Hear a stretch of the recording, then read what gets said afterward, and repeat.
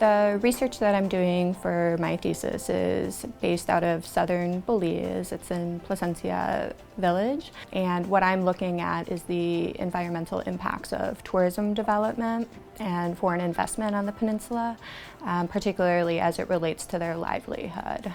I conducted a lot of interviews and also completed a photo voice project that was geared towards looking at how their ability to make an income was being affected, particularly in regards to fishing and being tour guide operators. Photo voice allows the community members to document how they think these various things are impacting them, and it also gives them an end product or something that they're able to display, as well as something that potential tourists or foreign investors will also have the opportunity to see. So essentially it's like a counter narrative. My research looks at the daily lives of Haitian farmers in a suburban area outside of Port-au-Prince. And I'm interested in the role of land in the environment in their ability to make a living through subsistence farming. I used participant observation in the mud, working in people's small farms, alongside them, spending time in the community with local people, and then semi-structured interviews. I think it's really important that we have this ethnographic piece in place to be able to say, well, these top-down approaches don't work. You might think that the land quality is bad, but that's not what Haitians talk about. They talk about lack of water. They talk about fertilizer is just too expensive for them. So if we can translate that to maybe fertilizer subsidies and that kind of thing that would really actually make a difference immediately in their lives, then I think that's the application.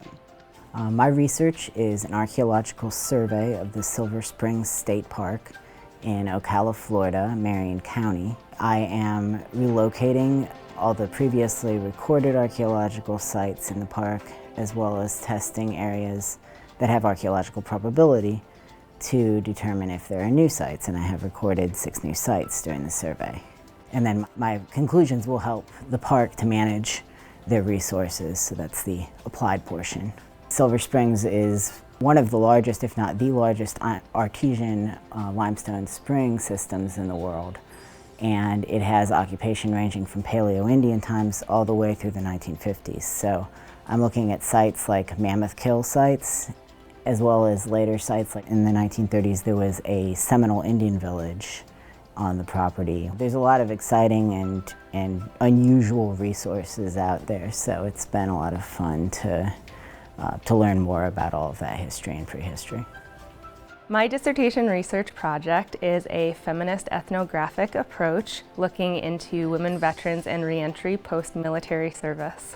My research is extremely personal to me. I am a woman veteran myself. I served 8 years in the United States Air Force from 2001 to 2009, and I have 3 deployments overseas, and I also participated in a cross-country cycling trip from San Francisco to Washington, D.C., where I met up with vets along the road.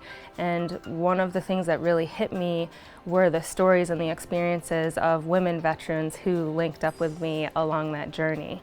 And what they shared with me is what really started to develop my research questions and my ideas going forward. My research is on service provision to unwed mothers in Morocco, so I'm interested in the kinds of services that a women's center provides the mothers and as well as their children, the satisfaction the mothers have with these services and how the services can be improved from the perspectives of the mothers themselves as well as the staff members that work at the women's center.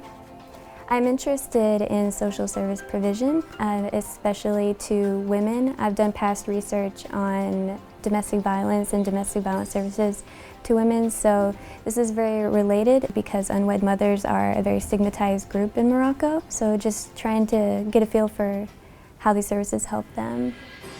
I think that I have had the opportunity to work in a few different contexts, including some that really parallel the type of work that is available for archaeologists. So I think the program has been really wonderful in providing those opportunities.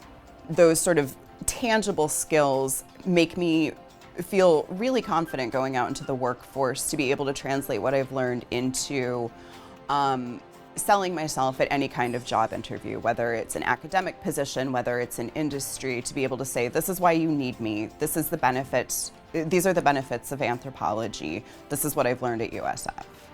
I think the common aspect that we all have as students in this department and as anthropologists is we're working towards a better world. And one way that you can do that is through our applied anthropology program here at USF.